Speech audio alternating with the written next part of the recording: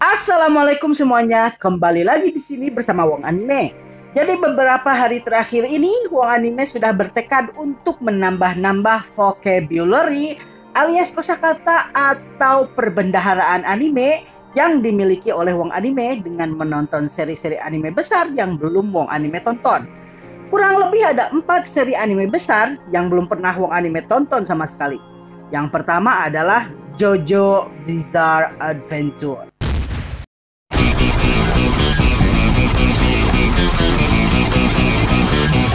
Ya deh ngerti. Masa youtuber nggak pernah nonton JoJo sih? Masalahnya bukan itu. Masalahnya episodenya banyak banget. Jadi susah buat nonton anime tersebut. Kecuali kalau niat nonton secara maraton. Itu pun bisa bikin Wong Anime sakit mata karena masalah usia.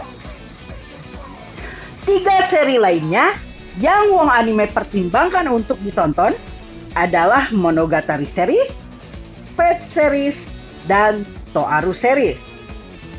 Nah, setelah beberapa pertimbangan, Wong Anime akhirnya mutusin buat nonton seri-seri ini, mulai dari seri yang paling mencerdaskan terlebih dahulu, yaitu Monogatari series. Tentunya tanpa melewatkan anime-anime musiman lainnya. Dan walaupun Wong Anime baru menonton pecahan animenya doang, yaitu Bakemonogatari, dan cuma baru nonton 2 episode doang, Wong Anime kurang lebih mau memaparkan lebih dalam mengenai 2 episode yang Wong Anime tonton di Bakemonogatari ini. Jadi stay tune terus.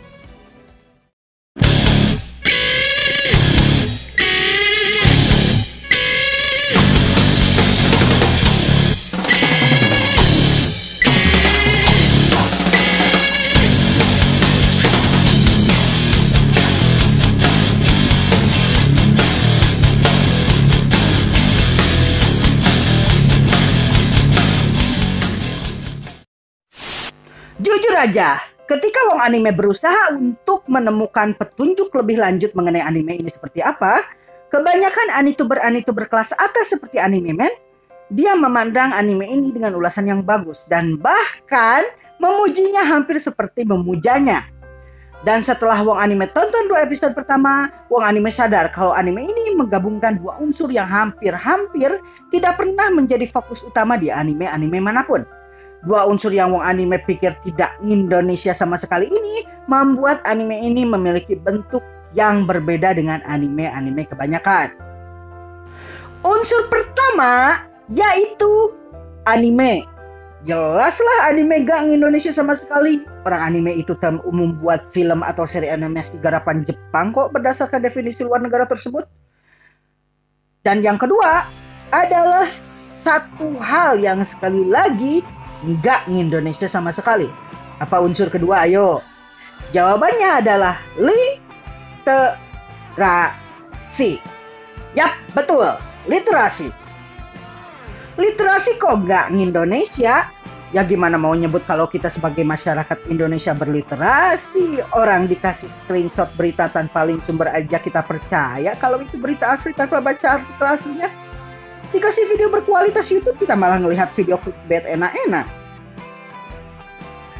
Nah kan, malah basa-basi kemana-mana. Nanti penonton Wong Anime malah kabur lagi karena Wong Anime banyak basa-basi.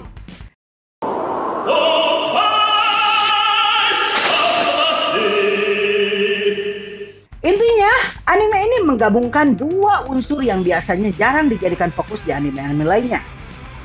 Dalam hal animasi, studio Shaft yang menganimasikan anime ini seperti biasa selalu konsisten dengan art warna-warni yang mencolok yang terlihat indah.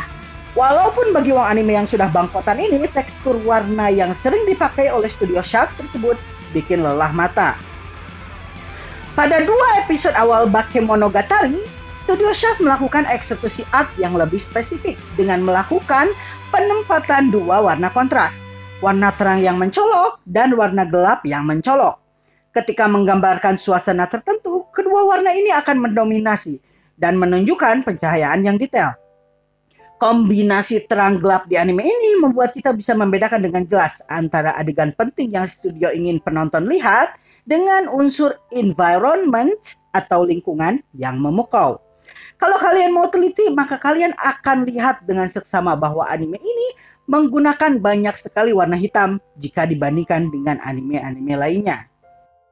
Selain itu, animasinya sendiri memfokuskan di penempatan visual yang lebih mementingkan interaksi antar karakter, namun tanpa mengabaikan pengaruh environment dalam adegan tersebut. Dari banyak anime-anime lainnya, Wong Anime pikir anime ini memiliki dua kebiasaan signifikan yang berbeda dari anime kebanyakan. Pertama, adegan-adegan percakapan di anime ini biasanya seringkali mengambil sudut pandang dua dimensi mirip seperti di panggung-panggung pentas drama. Yang kedua, Bakemonogatari secara masif sering memakai foreground atau latar depan sehingga membuat kita secara tidak sadar berusaha untuk fokus mengikuti percakapan dari karakter-karakternya, namun tanpa perlu mengabaikan nilai estetik yang disuguhkan oleh anime ini. Bagi kalian yang belum tahu, foreground adalah bagian dari pemandangan atau representasi yang berada tepat di depan penonton, sehingga kadang menghalangi interaksi dari karakter-karakter di suatu drama, film, pementasan, ataupun dalam hal ini, anime. Sebagai contoh, coba deh lihat adegan ini. Kita bisa lihat kalau adegan ini memperlihatkan dengan jelas perbedaan yang mencolok antara background dengan interaksi karakter. Backgroundnya dibuat semembosankan mungkin, namun dengan detail foreground yang tetap berdampak. Sedangkan animasi berupa interaksi karakternya dibuat sejelas mungkin dengan perpindahan adegan-adegan yang menunjukkan ekspresi-ekspresi setiap karakter dengan sudut pencahayaan yang menggunakan tekstur warna yang mencolok.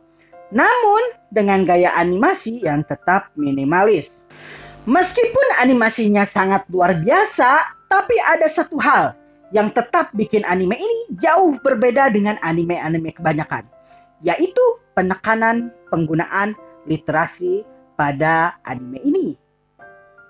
Anime ini seringkali menunjukkan visual berupa huruf-huruf atau gambar-gambar yang hanya muncul sepersekian detik dan memaksa kita untuk menekan tombol pause dan berusaha membaca dan mengamati gambar-gambar tersebut dan berusaha mentelaah artinya. Walaupun sebenarnya tanpa kita melakukan hal itu pun, kita masih tetap bisa mengikuti jalan ceritanya. Tidak hanya itu, anime ini walaupun merupakan anime misteri supranatural, anime ini tetap menggunakan pendekatan penyelesaian alur atau penemuan solusi dengan menggunakan logika, seperti layaknya film-film detektif kebanyakan. Jangankan alur atau adegan per adegan deh. Judulnya aja, Bakemonogatari, adalah merupakan bentuk permainan kata yang memang merupakan merek atau brand dari anime ini. Bakemonogatari berasal dari dua kata bahasa Jepang yang dimampatkan ke dalam satu kata, yaitu bakemono yang berarti monster atau makhluk halus, dan monogatari yang memiliki arti kisah atau cerita. Penggunaan istilah-istilah khusus dan permainan kata di anime ini biasanya merujuk pada istilah-istilah literasi seperti sinonim, anonim, peyorasi, perbedaan dialek, asal-usul penggunaan istilah, penyempitan makna, dan perluasan makna. Membuat anime ini memiliki bentuk penyelesaian yang unik yang jarang dilakukan oleh anime-anime lainnya. Satu-satunya anime yang anime pernah lihat memiliki pendekatan yang sama hanyalah Kimi no Na wa atau Your Name, dan itu pun hanya beberapa detik saja, sehingga dampaknya tidak terlalu mencolok jika dibandingkan dengan Monogatari series.